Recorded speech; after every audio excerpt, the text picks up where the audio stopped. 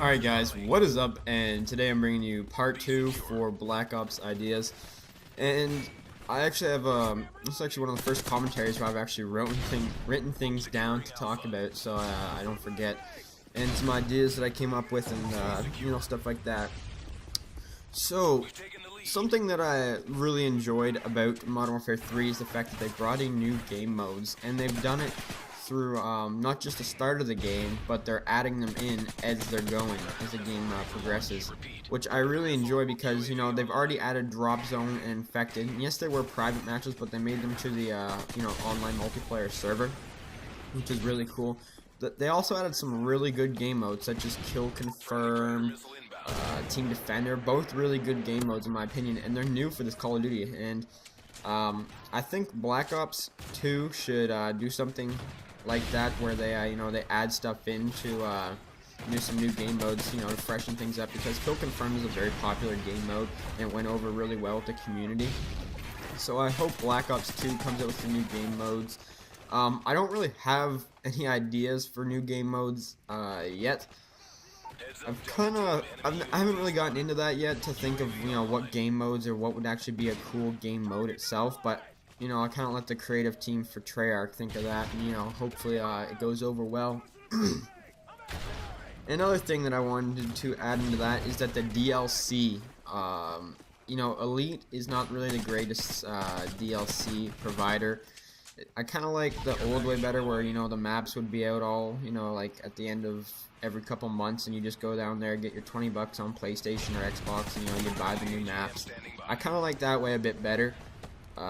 And I hope that they don't release one or two maps every month. I kind of don't like that. I kind of like having like the old way. So I hope they do that instead of the Elite crap, because even though they probably will do the Elite thing, I just don't personally agree with it or like it. I don't really think it's worth the money in my opinion. But I've already bought it, so they have my money.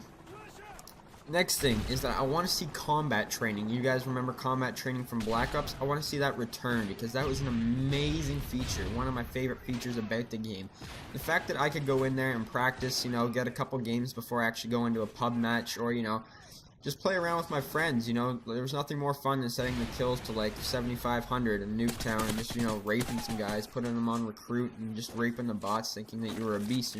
It's where you could actually try out different guns, snipe and stuff like that, and not worry about anything, just have fun. I think combat training was an amazing feature, and it also helped me when maps would come out. That I get to learn the maps. I'd go to combat training and play a couple games on the new maps before I jump into the actual pub games.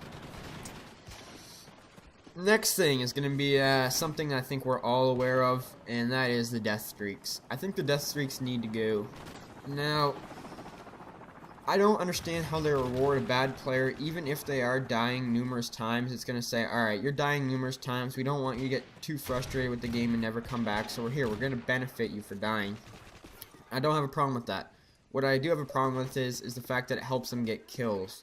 And what I mean by that is that death streaks like Juiced, what else was there right now? Revenge, Hollow Points, they're not really bad.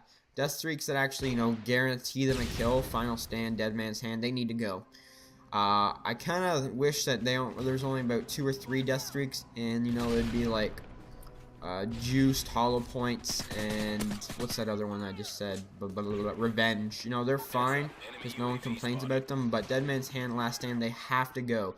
And that also goes in with the next thing, that Final Stand / Last Stand needs to stay out of all the Call of Duties from now on. You want to know why? Because it's just a terrible perk. Even though hold on, let me get this out first. It's a good perk, but it's a cheap perk.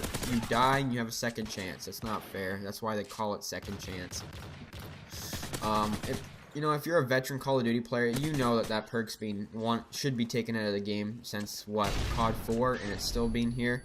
It needs to go, and hopefully, they're not going to say there's not going to be any Final Stand, but we won't, promise there's not going to be second chance or like, any of that shit like Robert Trolling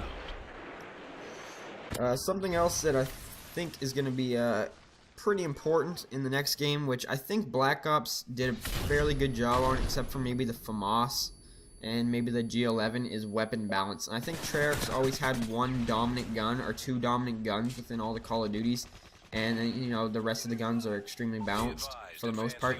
Modern Warfare 3 is pretty balanced. You could argue the Type 95, but I hope you know, they keep up to par with Modern Warfare 3's weapon balance. You know, maybe the FMG9s are a bit OP, but you know, every Call of Duty has it. I guarantee you can't name a single Call of Duty that doesn't have at least one OP gun.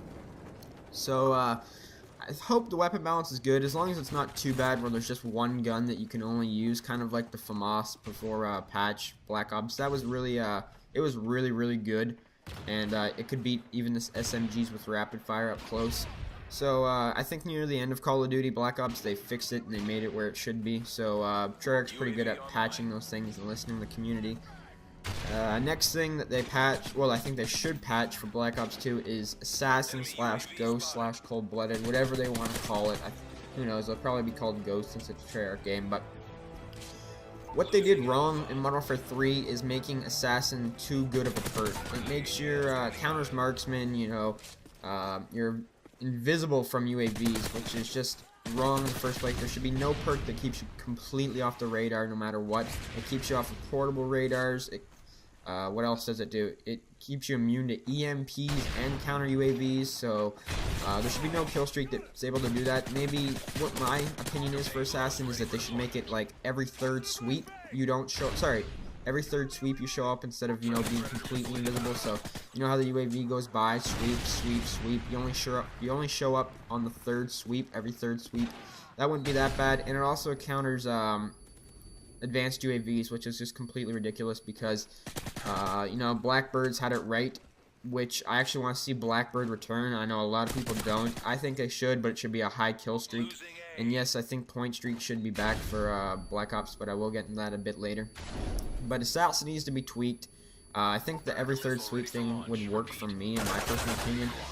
And, you know, it shouldn't make you immune to EMPs or counter UAVs, even if they're not in the next Call of Duty. They should just really tweak it so it goes in and it's not the only perk that people are using, because that's like the only second tier perk you see in the past 3 Call of Duties being used. So hopefully they do something good about that, as well as something that's been talked about since like COD 4 is the knife system. And the knife system sucks really bad.